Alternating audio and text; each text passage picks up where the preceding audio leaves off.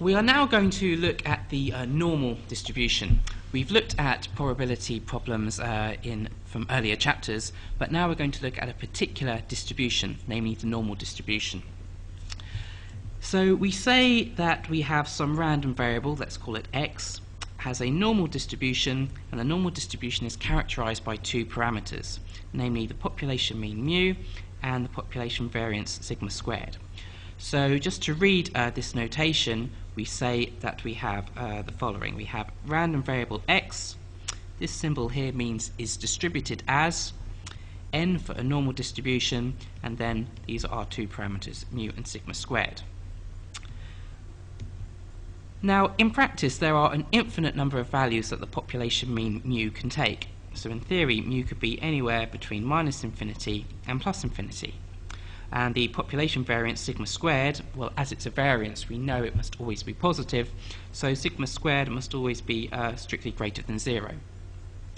So in principle, there are an infinite number of pairs of values for mu and sigma squared, such that there are an infinite number of normal distributions. For example, we could have x having a normal distribution with, say, mean minus 3 and variance 2, or let's say y has a normal distribution with mean 10 and variance 4, for example. So there are lots of different possibilities that we could have. Now, if you turn to your new Cambridge statistical tables, these tables include lots of useful information for computing various probabilities, because the whole point of the normal distribution, as far as the examination is concerned, is that we might be interested in computing various probabilities. So what does the normal distribution look like? Well, we know it's this nice off-sighted bell curve shape. So notice that this normal distribution is symmetric about the population mean mu, so it's symmetric about the population mean mu here. Also notice in terms of our measures of location, namely the mean, the median and the mode, that for a normal distribution these three measures of location are all the same. So we can see that the mean mu is here, the median value is also the mean because the distribution is symmetric, and it's also the mode of the distribution. Why is that? Well, we can see that what we call the density of this distribution, namely this normal curve here, it achieves a maximum, the highest point, at this central value here. Okay? So that's what the normal distribution looked like. If you turn to your new Cambridge statistical tables, specifically table number 4, you will see it's called the normal distribution function. So what is that? Well, because there are an infinite number of possibilities in terms of mu and sigma squared for the normal distribution, to be thorough enough to have tables for all of these distributions means you would have to have tables of infinite length, which is not very practical. But we only need one special normal distribution, namely what we call the standard normal distribution. Now I'm going to denote this by the letter Z, as in most textbooks, so your Moser and Carlton and Newbold may refer to it by Z. So we say Z has a standard normal distribution if the parameter values for mu and sigma squared are 0 and 1 respectively. So this is a special case, so it's a standard normal distribution where it has a 0 mean and what we call a unit variance, because the variance is just 1. So this is our special case, if you like. And table 4 is constructed based on this standard normal distribution. So exactly how does table 4 work? Well, we might be interested in computing particular probabilities. So take this normal curve that we have on the right here. Suppose this is based for the standard normal distribution, so this mu here is equal to 0, and it's constructed to have unit variance. Suppose I'm interested in the probability of being less than or equal to some specific value of this distribution. Let's say we'll choose 1.41. So the total area under the curve is going to be equal to 1, okay, because we know that the sum of all probabilities are equal to 1. So if I wanted to know what's the probability that my standard normal variable Z is less than or equal to 1.41, what does that translate to in terms of our graphic that we have here? Well, it translates to this particular area. Let's have some nice red here.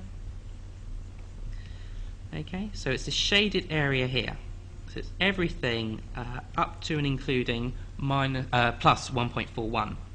So that red area is the probability that we're after. How can we use table 4 to obtain that?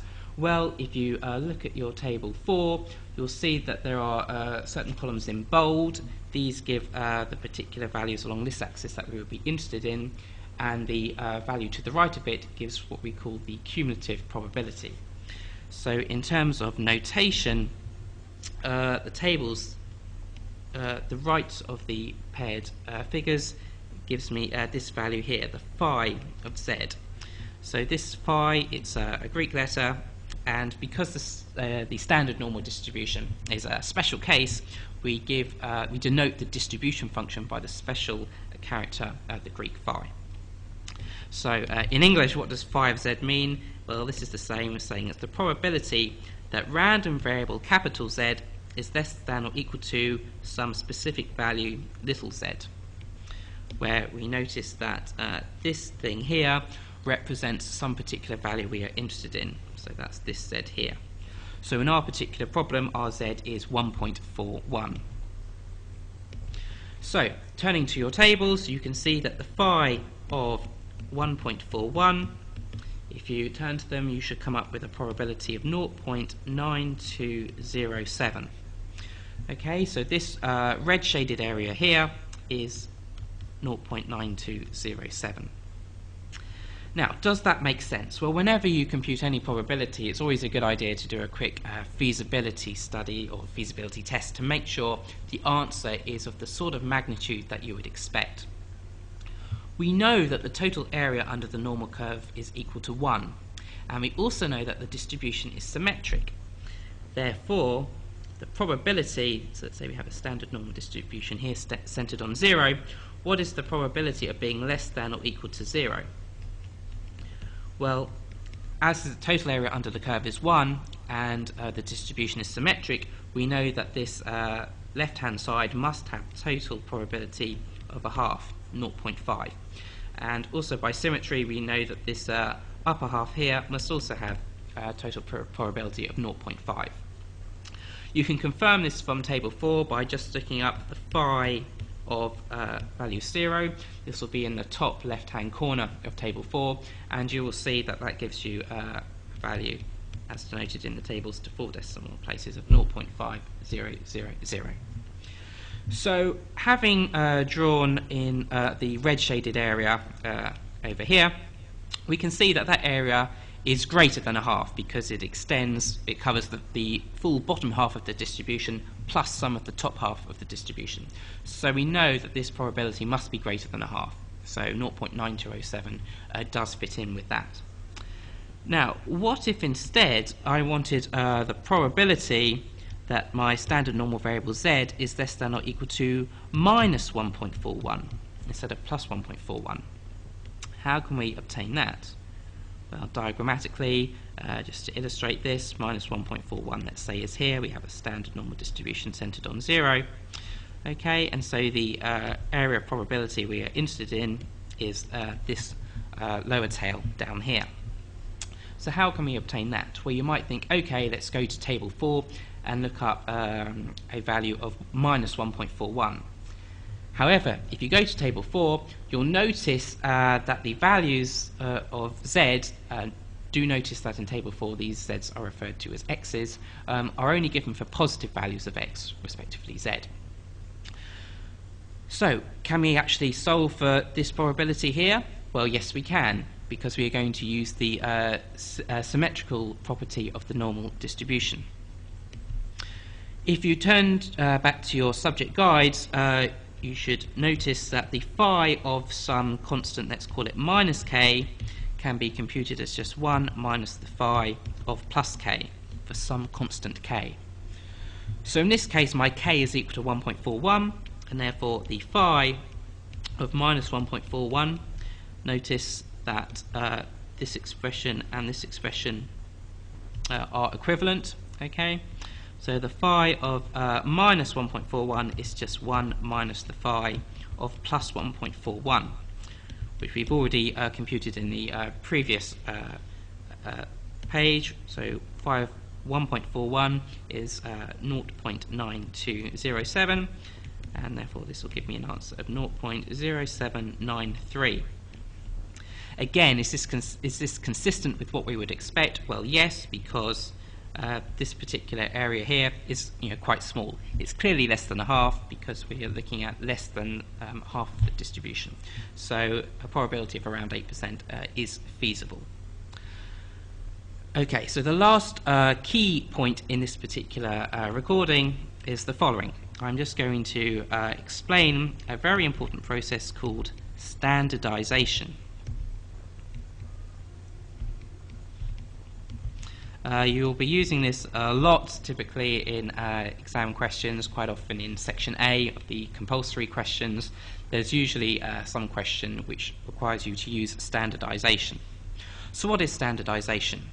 Well, recall we could have some random variable x which indeed does have a normal distribution, but with some generic mean mu and some variance sigma squared, where mu, let's say, is not necessarily equal to 0, or the variance might not necessarily be equal to 1. But table 4 gives us the normal distribution for a specific case, namely the standard normal distribution, where the variable has a mean of 0 and a variance of 1. So suppose you had a question where x denoted, let's say, the weight of a particular brand of chocolate bar, okay, with a particular mean mu and a particular variance sigma squared.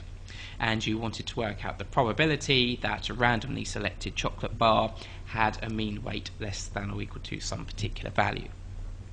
In that case, you do not have a standard normal distribution. Okay, the mean of chocolate bars might be, let's say, 10 grams with a variance of 2 grams or something like that. So in order to use table 4, we need to use this process called standardization, because basically what standardization allows us to do is to transform normal random variable x, which has a non-standard normal distribution, into a standard normal variable z.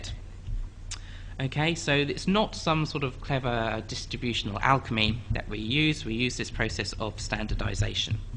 It is very easy to apply. I'll explain the steps here, and in a subsequent recording we'll look at particular empirical examples of this.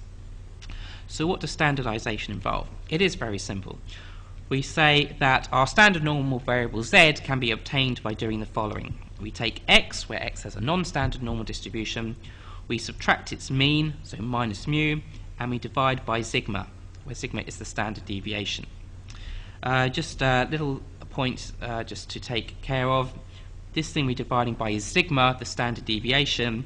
This parameter, given conventionally in any normal distribution notation, is the variance. Okay, so clearly we can go from here to say that sigma is just the square root of the variance sigma squared. So do take care, particularly in an exam question, make sure you are aware of whether the question is giving you the standard deviation sigma or the variance sigma squared. Okay, so if you just apply this very simple formula here, this is your typical standardization, and we'll look at a particular numerical example in the next recording. So do be familiar with the normal distribution. It will occur a lot in Statistics 1 and also in any subsequent studies you do which involve some sort of empirical work. Chances are you'll be encountering the normal distribution quite a bit. So look through your subject guide again and be comfortable with the standardization technique.